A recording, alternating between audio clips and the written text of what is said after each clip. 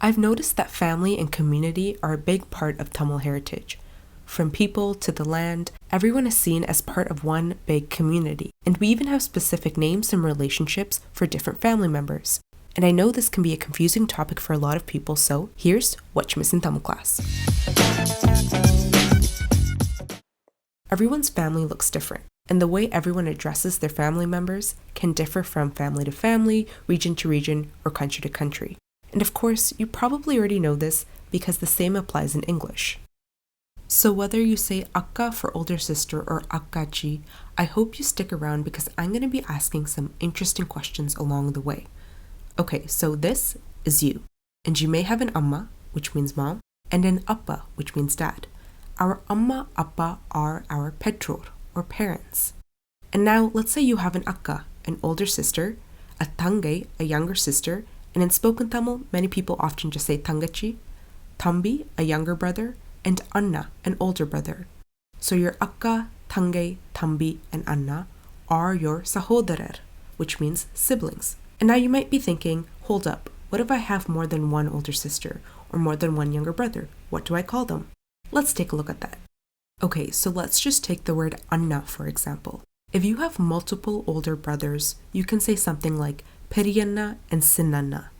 Periyanna and Sinanna, you can literally break down these words to understand who you're referring to. Periya plus Anna literally means big older brother, and Siriya plus Anna literally means small older brother. Or you can just say their name plus Anna, like Selvan Anna. It honestly doesn't matter. I think it's just based on your family's personal preference. To my understanding, there isn't a set rule. Okay, so now we just covered you, your parents, and your siblings. What about your grandparents? Your amma's amma or your maternal grandma is your ammama, and your amma's appa or maternal grandpa is your ammappa. I want you to pay attention to the spelling of the word and how we form this word. Ammama and ammappa. Our root word is amma. This tells everyone right away that we're speaking about our maternal grandparents, and the ending tells us whether we're speaking about our grandfather or grandmother. And now let's look at your dad's side. Appa's amma or paternal grandmother is appama, and appa's appa is appapa. Again, these words give us a clear indication of which grandparent we're talking about from which side of the family. Other than these words, a lot of people will also use a variety of general terms when referring to their grandma or grandpa, like achi, ayya, tata, and so on. To your grandparents, you and your siblings will be their pera pillehal, or grandchildren. So far, simple enough, right? Okay, let's move on and talk about thirumanam, or marriage. If you married someone, you can call your significant other your valkei tune, which means life partner, manaivi, which means wife, or kanavan, which means husband. Your significant other would call your parents mami mama or atta mama. And your parents would address your partner as their meru mahal or meru mahan. Note the ending of these words. Mahal means daughter, and mahan means son. Now, what happens when your sibling gets married? How do you address their significant other? If your akka had a husband, he becomes your attan. If your anna had a wife, she becomes your anni. If your tangachi had a husband, he'd be your machan. If your tambi had a wife, she'd be your machal. And all of these people who just married into your family, your attan, your anni, your machan, and your machal, in my community, they call each other sahalay. And now, how would your sibling significant other address you? They would call you their machan or machal. Great. If you got all of that, let's get to the fun part. How do you address your aunts, uncles, and cousins? Your amma's akka becomes your periyamma, and if she had a husband, he's your periyappa. Your amma's tangay is your sinnamma, or modernly we say sitti, and if she had a husband, he's your sittappa. Your amma's tambi is your mama, and your amma's anna is your mama. Okay, let's look at your dad's side. Your appa's akka is your atte or mommy. You can use either word. And if she had a husband, he's your mama. Your appa's tangachi is your atte or mommy. Again, you can use either word. And if she had a husband, he's your mama. Your appa's tambi is your sittappa. And if he has a wife, she becomes your sinnamma. And your appa's anna becomes your periyappa. and if he had a wife, she becomes your Piriyamma. Before I continue, have you noticed the pattern? Same-sex siblings are addressed as your Piriyamma Piriyappa for the older siblings and Sinnamma Sittappa for the younger siblings. But for opposite-sex siblings, your mother's brothers and your father's sisters, regardless if they're older or younger, they're all your Mama Mami. And again, here's what you'd call their significant others. Now, what about their kids? Your Piriyamma and Piriyappa's kids are seen as your siblings, yes, your Akka, Anna, Tambi, and Tangachi. And your Sittappa and Sinnamma's kids, they're also seen as your siblings, your Akka, Anna, Tambi, and Tangachi. Now, if you want to clarify that you're talking about a cousin who's a sibling and not a child of your parent, we'd say Onruvutta before saying Akka, Anna, Tambi, or Tangachi. So I'd say Inda Onruvutta Akka to let people know I'm talking about my cousin sister. And your Mama and Mami or Mama and Atta's kids are your Machan and Macha. Now remember at the start of this video, I said there's a common theme where we treat everyone like family in Tamil heritage. Well, you may ask, if there's only 25 people in this world and you're supposed to view everyone like your family, who do you get married to? In our Tamil tradition, you typically could only marry your Machan or Machal because your Piriyamma Piriyappa or Sinnamma and Sittappa's kids are viewed as your siblings. And I'm not saying everyone's marrying their first cousins. Although that can happen, you can follow the structure to find out who your third, fourth, fifth cousins or cousin siblings are. Now, this probably makes sense as to why we have the tradition of calling our in-laws Mama Mami or Mama Atta.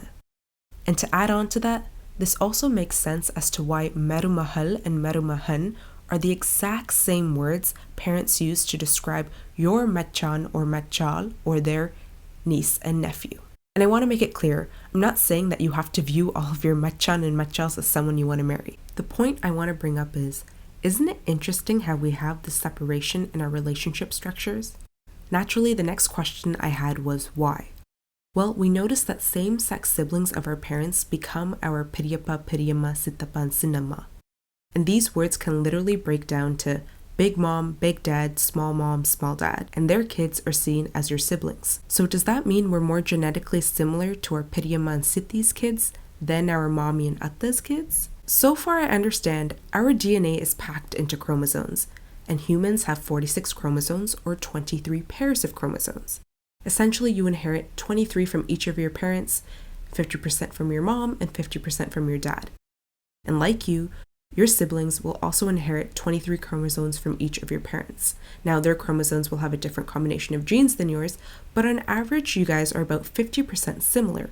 However, same-sex siblings like sister and sister or brother and brother actually share a little bit more similar DNA than a brother and sister would share. Could this come in handy if you needed some sort of medical attention or needed to understand if you were at risk for any diseases and your parents weren't around? Should we assume that going to your Piriyamma Piriyappa or Sittappa and Sitti would be helpful in this case? If anyone would like to expand on this, please share in the comments. This is not my area of expertise. Okay, so depending on your community and what region you're from, over time these names of what we call our family members have slightly been altered, or you may even have fun nicknames for your family members. But at what point do we change how we address our family so much so that we're no longer speaking Tamil? In my community, the word Sinnamma became Sitti, and perhaps this is a byproduct of colonization, but people don't even use the word Sitti anymore, and instead they say Enti. And no, I'm not talking about calling your friend's mom Enti. I mean saying Sittappa and Enti instead of Sitti or Sinnamma. And growing up, I was confused, thinking that Enti was another word for Sitti in Tamil. To my understanding, Enti isn't a Tamil word.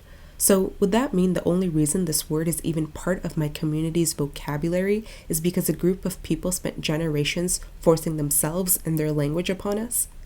At the end of the day, who am I to tell you what to call your family members? But this just made me think, if we mix in and change to English words when addressing our family members, our children will naturally pick up on this too. Then eventually, we'll lose this entire structure that shows us how our ancestors viewed the world, a world where everyone is seen as your kin. You may have noticed that when we see strangers, we sometimes address them as Akka, Anna, Tambi, or Tangachi. There's a sign of respect and connection with them, even though they're just strangers. And you may have also seen or heard people call their friends Machan. That comes from viewing them as your cousin. And it doesn't stop there.